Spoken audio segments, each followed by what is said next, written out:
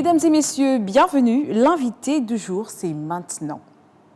L'entrepreneuriat, c'est bien plus qu'une simple création d'entreprise, c'est un moteur de croissance économique, un vecteur d'innovation et un créateur d'emplois.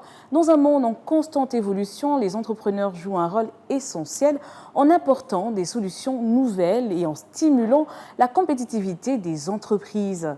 Aujourd'hui, dans le cadre de la 8e édition de la Semaine mondiale de l'entrepreneuriat, nous recevons sur ce plateau M. Roger-Philippe Ethéno, salarié et entrepreneur, président de l'association APGA, Agir pour une jeunesse autonome. Bonjour Monsieur Ethéno. Bonjour Jessica. Bienvenue sur ce plateau.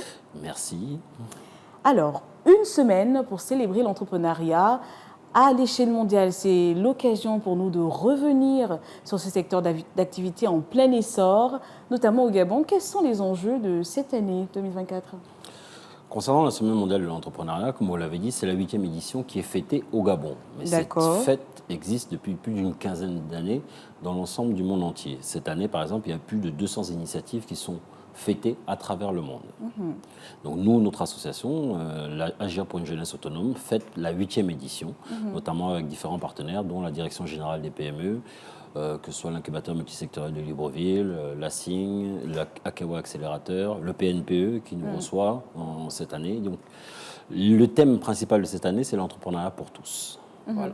Oui, mais c'est surtout une célébration mondiale. Tout à fait, c'est une célébration mondiale. Et dans le monde, en fait, de quoi est-ce qu'il s'agit exactement ? Les enjeux mondiaux sont très simples. C'est tout simplement remettre en avant l'entrepreneuriat, d'accord, et faire comprendre l'importance de l'entrepreneuriat dans l'économie. Comme vous l'avez si bien dit au tout début dans votre prélude, l'entrepreneuriat, c'est le moteur de l'économie, parce que c'est la création d'entreprises, la création de richesses, la création d'emplois. Donc voici les enjeux. C'est bien remontrer que l'entrepreneuriat, c'est un secteur qui non seulement est viable, rentable, mais surtout important.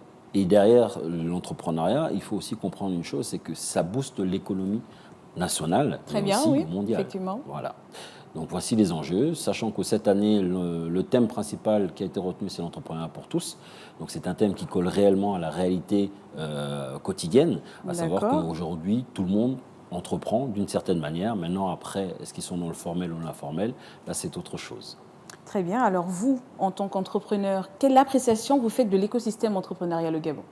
Alors, c'est pour ça que j'ai bien précisé salarié entrepreneur. Pourquoi ? Parce qu'aujourd'hui, l'entrepreneuriat est assez compliqué dans le monde entier, mais plus particulièrement au Gabon. Donc, pour ce faire, il y a beaucoup de personnes qui sont comme moi, sont d'abord un pied encore soit dans le privé, soit dans le public, et un autre pied dans l'entrepreneuriat avant de prendre véritablement une décision.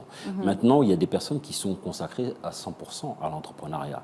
Mais cela, on n'en parle pas assez. Parce qu'on pense qu'il n'y a que des modèles à l'extérieur, mais il y a beaucoup de modèles au Gabon qui sont présents justement dans ce secteur de l'entrepreneuriat. Lorsqu'on peut prendre par exemple aujourd'hui quelque chose de bien visible, la société Africa United, c'est un entrepreneur national gabonais qui est à la tête de cette entreprise. Mais on ne le sait pas forcément. Et vous, selon vous, quelles sont les difficultés rencontrées dans ce secteur ?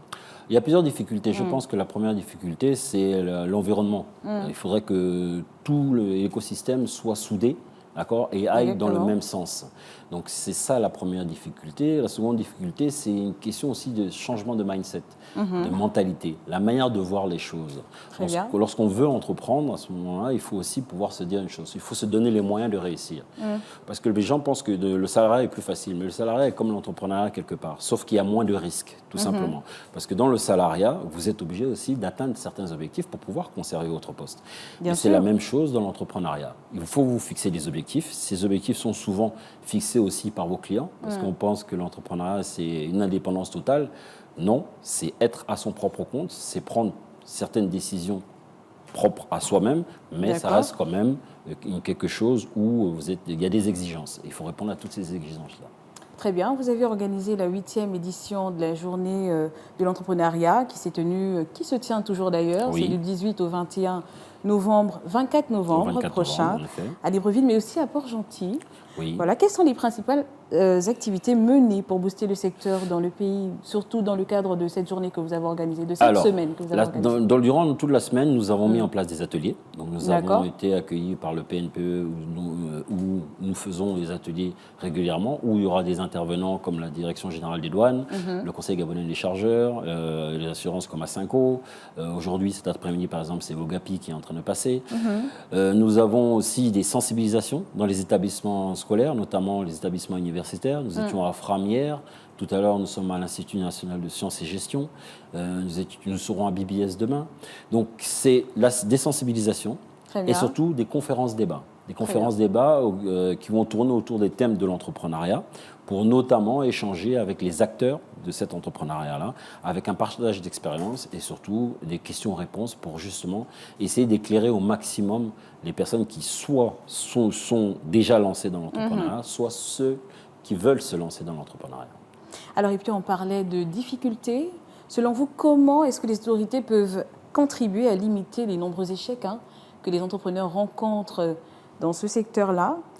Comment est-ce que les autorités peuvent réellement apporter une aide à ces personnes-là? Alors, je pense que pour les autorités, il faut changer de paradigme. Il faut arrêter de penser qu'en donnant uniquement du financement, ce qui est déjà pas mal de donner du financement, on peut résoudre le problème. Non, le financement seul ne pourra pas résoudre le problème. Il faut de l'accompagnement. Le suivi. L'accompagnement, du suivi, de la formation, de la sensibilisation. C'est exactement ce que nous faisons au sein de notre association et ce que nous faisons aussi au sein de notre incubateur multisectoriel de Libreville, qui est le premier incubateur qui a été créé en 2014. Maintenant, il faut comprendre que c'est vraiment l'écosystème en règle générale qui doit être main dans la main pour pouvoir avancer et régler ce problème-là. Le taux d'échec, il y en aura toujours, d'accord? Puisque lorsque vous lancez une activité, on ne peut pas dire qu'il y a zéro risque. Le zéro risque n'existe pas. Par contre, ce qu'il faut faire, c'est lorsque c'est bien accompagné, lorsque c'est bien structuré, on réduit le risque. Nous étions, pas plus tard que hier à Afram, où nous disions aux jeunes que nous sommes venus pour leur faire gagner du temps. En ayant ce partage d'expérience-là, on leur fait gagner du temps pour éviter, entre parenthèses, de tomber dans les travers dans lesquels nous sommes tombés auparavant. Ça fait quasiment 14 ans que je suis dans l'entrepreneuriat et je peux vous dire que, entre parenthèses, des échecs, on en subit au quotidien. Mais on n'appelle pas vraiment ça des échecs, on appelle ça des embûches sur le parcours qu'il faut pouvoir surmonter. Parce qu'un échec, c'est lorsqu'on abandonne totalement. Voilà. Est-ce qu'on peut réussir sans accompagnement financier? Oui, parce que la grande majorité des entreprises au Gabon se sont créées sans avoir besoin... Quand on parle d'accompagnement financier, on parle principalement d'aller vers les banques, vers les établissements de microfinance. Non, généralement, on y va après. Au tout début, lorsque vous créez votre société, c'est love money d'abord, c'est-à-dire vous-même, d'accord? Et après, les parents qui sont autour de vous, qui vont vous aider et vous accompagner. Mais après, c'est sûr que les finances, ça reste important. D'accord. Et vous, en tant que président d'association, est-ce que vous soutenez et accompagnez les jeunes dans le processus d'accès au financement aux banques? Donc après qu'ils se soient lancés seuls, comme ça, sans accompagnement, est-ce que vous accompagnez ces jeunes-là? Oui, nous essayons de les accompagner du mieux que nous pouvons, avec nos moyens. D'ailleurs, nous avons un concours qui est en ce moment qui est fait avec une association qui s'appelle GAIN, Gabon Angel Invest Network, qui est la première association des business angels au Gabon, et qui justement, nous, ce que nous faisons, c'est leur permettre d'accéder à ces business angels pour qu'ils puissent éventuellement voir si leur projet est viable et rentable. Alors, c'est excellent. Nous sommes quasiment arrivés au terme de notre émission. Qu'est-ce que vous pouvez adresser comme message à ces jeunes Gabonais qui souhaitent se lancer dans l'entrepreneuriat? Le message principal que je dirais, il faut comprendre une chose. La résilience est importante, et la motivation est importante, mais aussi la passion. C'est très passionnant de se lancer dans l'entrepreneuriat. Et après, il faut se dire une chose, rien n'est facile dans la vie. Donc, il faut non seulement commencer, mais surtout, il ne faut pas abandonner, il faut continuer. Alors, il faut commencer, il faut déjà commencer, il ne faut pas abandonner pour y arriver. C'est déjà malheureusement la fin de notre émission. Mais avant, je rappelle que nous étions avec M. Roger-Philippe Eteno, salarié, entrepreneur, président de l'association APGA, Agir pour une jeunesse autonome. Merci d'être passé sur notre plateau, M. Eteno. Merci Gabon Malkat et merci à vous, Jessica, pour toutes ces belles questions. C'est la fin de ce numéro de l'invité du jour. Merci de rester câblé et connecté à votre chaîne d'information en continu. On se dit à très vite pour un nouveau numéro. Au revoir.